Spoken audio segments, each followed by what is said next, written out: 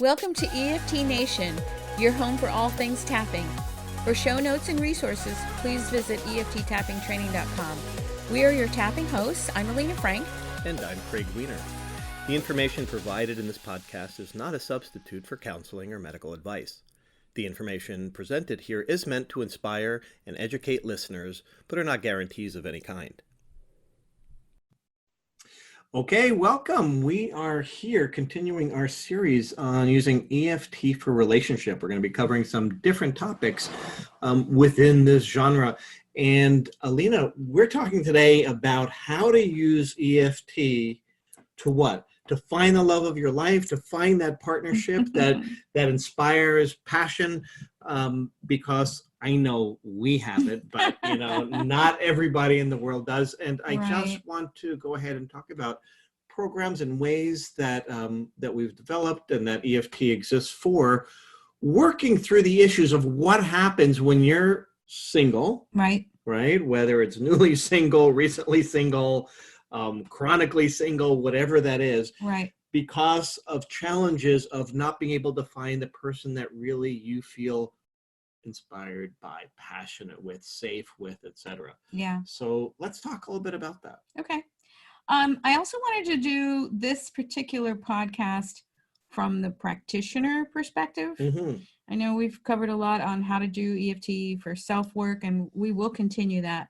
But I think the focus of this is something that I really love, and that's why I want to talk about it, is I love mentoring coaches that specialize in soulmate attraction. Let's call it that. Soulmate.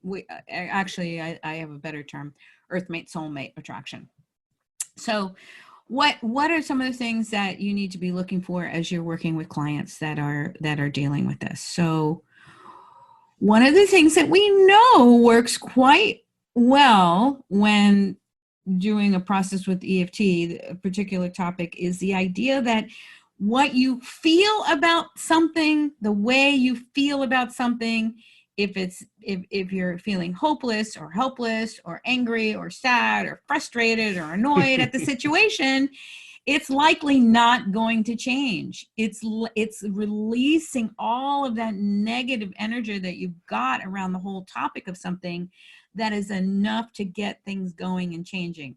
So right off the bat, tapping on, helping your client tap on how they feel about the situation they're in, being single.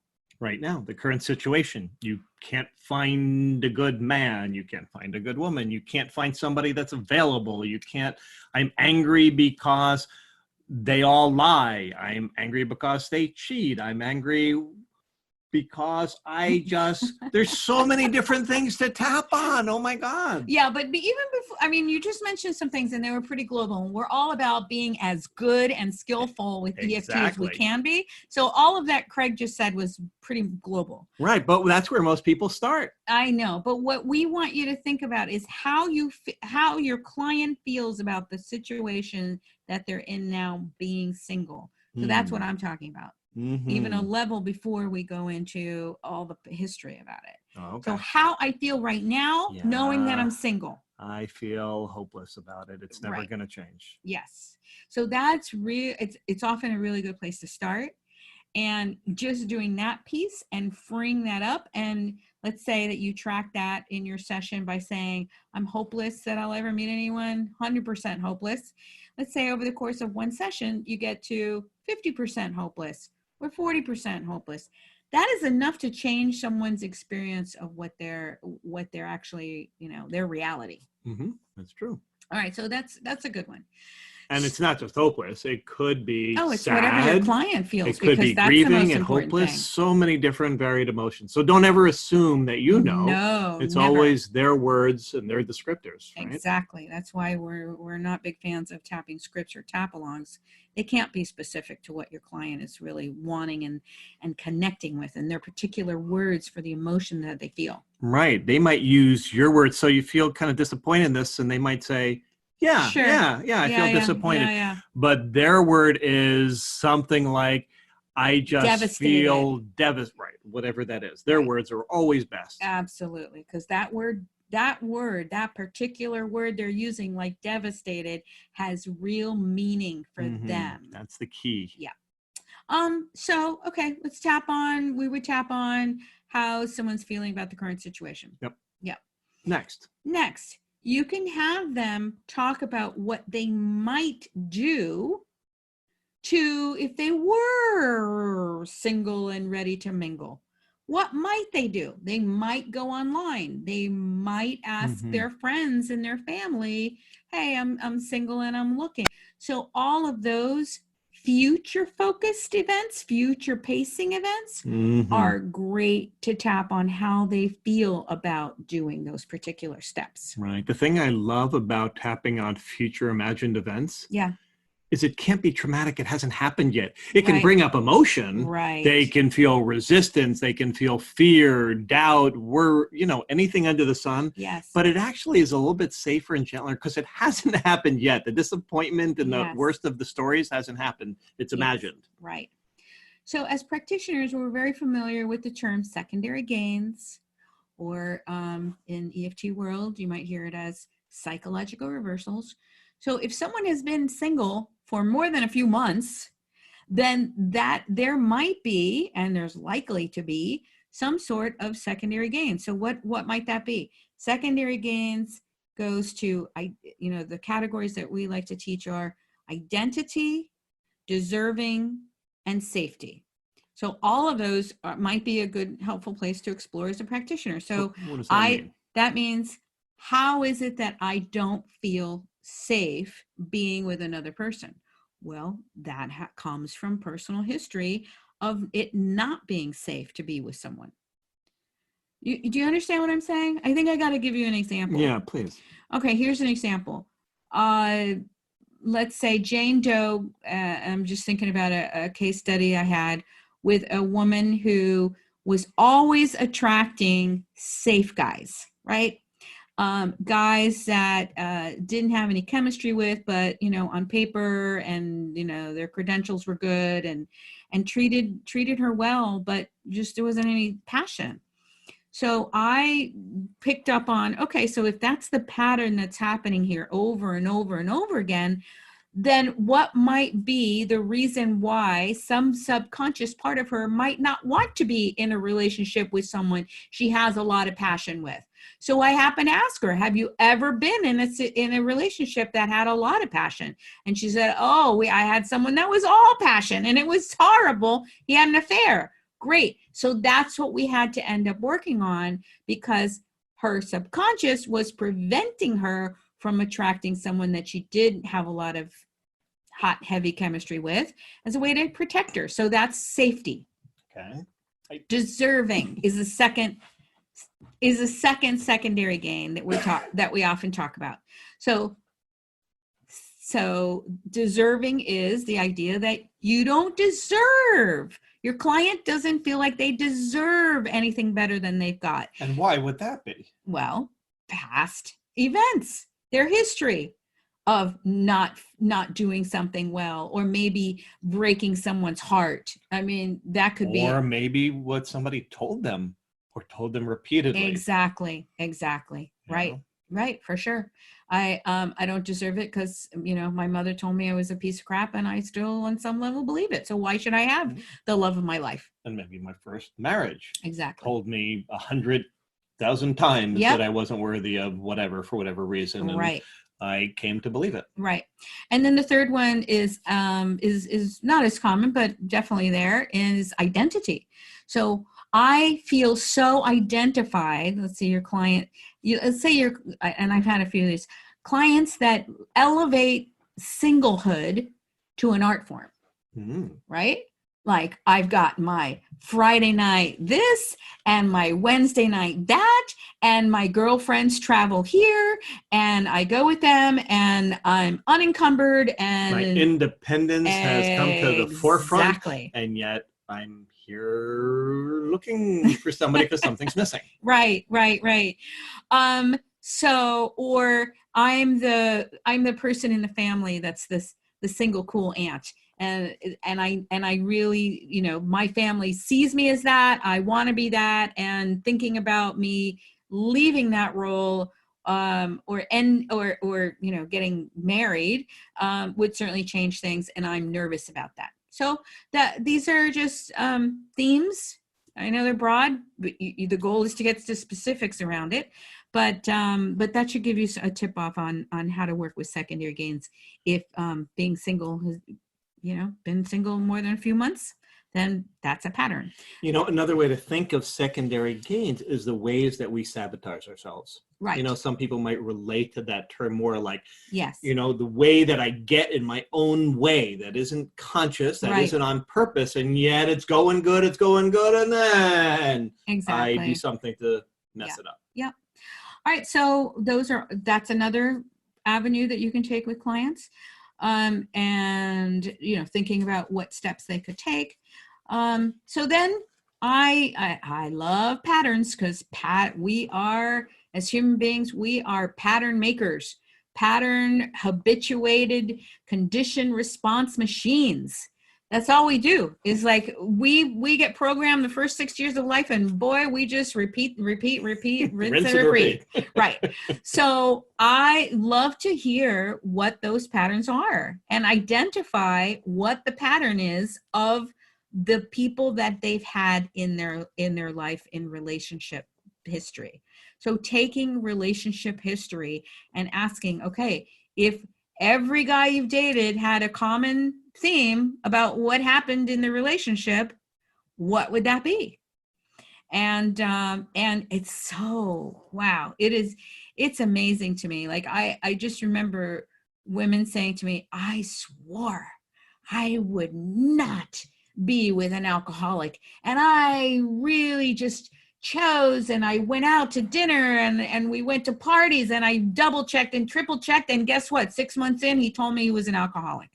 Mm-hmm. Because that's what we, and where that comes from, it's never like some fickle finger of fate. No, there is a pattern there that started somewhere, and I want to know where. And so for the particular client that I'm thinking about with the alcoholic pattern, one after another, guess what?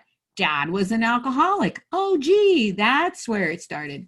So looking for those patterns, looking for patterns of not being treated right, mm-hmm. patterns of not being attracted to someone, patterns of not having your needs met in a relationship. Mm-hmm. And sacrificing your own needs for the needs of another. Exactly. Mm-hmm. Exactly. Yeah.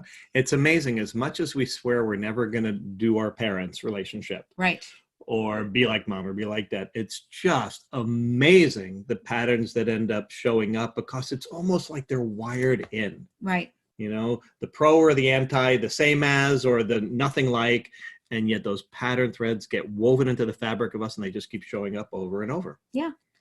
All right. So what else do you want to give practitioners some tips about in this arena? Do you ever work with, this is something that comes up sometimes, do you ever work with let's just say somebody that's splitting up, they're still an incompletion, there's still a hanger on her. Oh yeah. Right. Oh, There's yeah. There's like this relationship that I'm still holding on to the possibility of, mm-hmm. even though it wasn't great, it was the best thing I had. So I still have it. I'm still hanging on to it somehow, and that's interfering.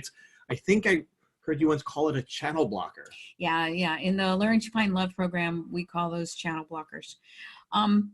So what do I want to say about channel blockers? Actually, we call them channel cloggers, not blockers, because really good potential romantic partners will still get through. They just won't get through fast, and we want fast manifestation whenever possible. So the channel cloggers. What I want to say about this is, there are so many women that come to our course that are in our relationships with married men.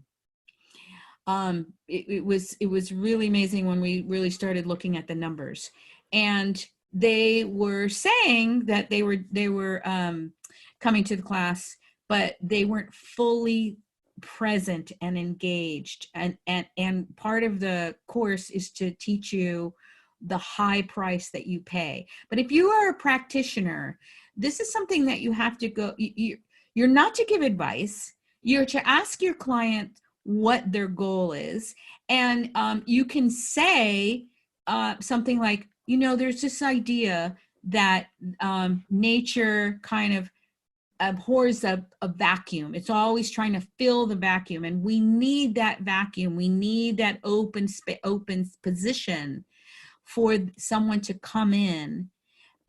Is that something you feel you want to work on? And what might be preventing you from being completely free and open to the possibility of attracting your ideal romantic partner now? Are you involved in a relationship that's what I like to term suboptimal relationship? It also is known as the going nowhere relationship.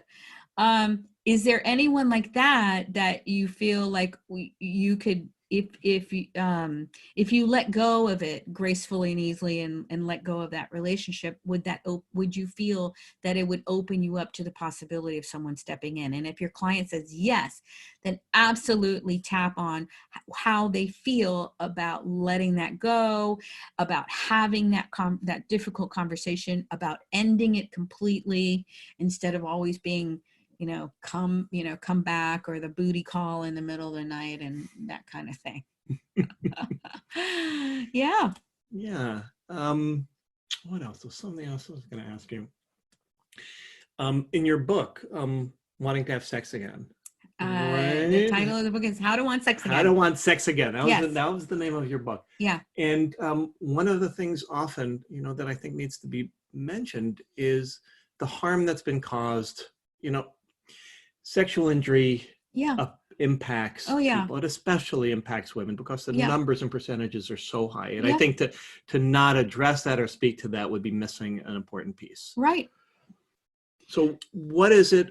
I think we're gonna cover that in a whole because it's very meaty. It is a big lot. Topic. There's a lot to say about it. So maybe in the next episode, but just maybe something that you need to take into consideration with somebody working on themselves, if that's an issue that's preventing them from moving forward, as opposed to working with a practitioner, maybe just a little bit of boundary discussion. Okay. So I do think that sexual injury is something that you should seek professional help for. I do not believe that a lot of it you can take care of yourself. And so that's my recommendation. And someone that is trauma trained, someone that has experience in this area for sure. But if you're a practitioner, one of the secondary gains for not attracting someone that you have a lot of sexual chemistry with is absolutely a history of past sexual injury. Mm-hmm. So that absolutely might need to be worked out and processed in order for the person to feel safe enough to energetically open up to the possibility of being with a romantic partner. Yeah, for sure. That's definitely there. And when that shows up, if there's a relationship, because I've seen it with couples, if you are in a relationship where there was never any sexual chemistry, like you picked this person because they were safe and you have some kind of sexual injury in your past, and consciously or not, you decided, I'm going to marry this person just because it feels safe and I'm not sexually attracted. It comes in, the injury comes in through the body, it comes out through the body. If it's not processed, if it's not tapped on, if it's not resolved, it'll show up elsewhere in the body. So what do I see? I see with that type of relationship, I see weight issues. I see eating disorders. I see all kinds of harm being done to the body because we are sexual beings, and in a romantic relationship, it's just part of the natural order of a relationship is that it's sexual in nature, that you have that sexual chemistry and the connection with someone. And when you squash that part of yourself, it kind of seeps out. It's like that stepping on a what am I thinking about?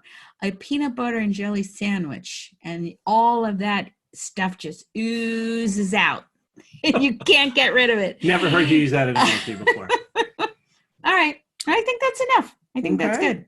All right. So for people basically that are in public, Yeah. right, whether you're working on your own things, you can follow those tips. As practitioners, you gave some really good, useful tips for beginning. What I'd like to say ultimately in people that are desiring ideal romantic relationships, on one hand, the greatest pain is being alone and not outside, not in a relationship and wanting one. But on the other hand, the greatest opportunity is then being able to select well. Oh my gosh, absolutely. I mean, that's why I love working with singles.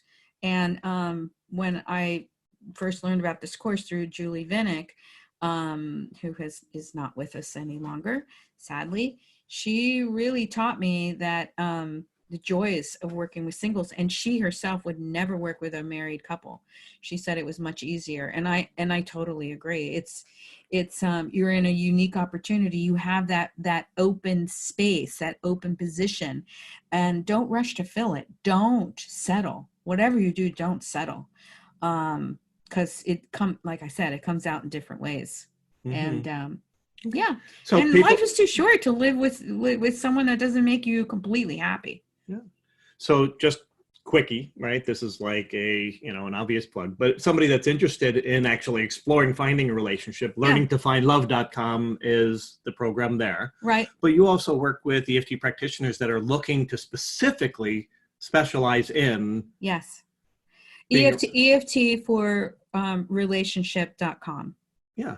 Because that's an important niche too that a lot of people are looking for. Yeah, I just certified my first cohort. I'm really excited. They are now officially EFT relationship coaches. That's awesome. Yeah. And there's a directory on the site too. Yeah, great. Anyway, hope that helped you guys. We will see you next time, next podcast. Goodbye from EFT Nation. Thanks for joining us today at EFT Nation. And remember that you can find show notes and previous epissodes at EFTtappingtraining.com.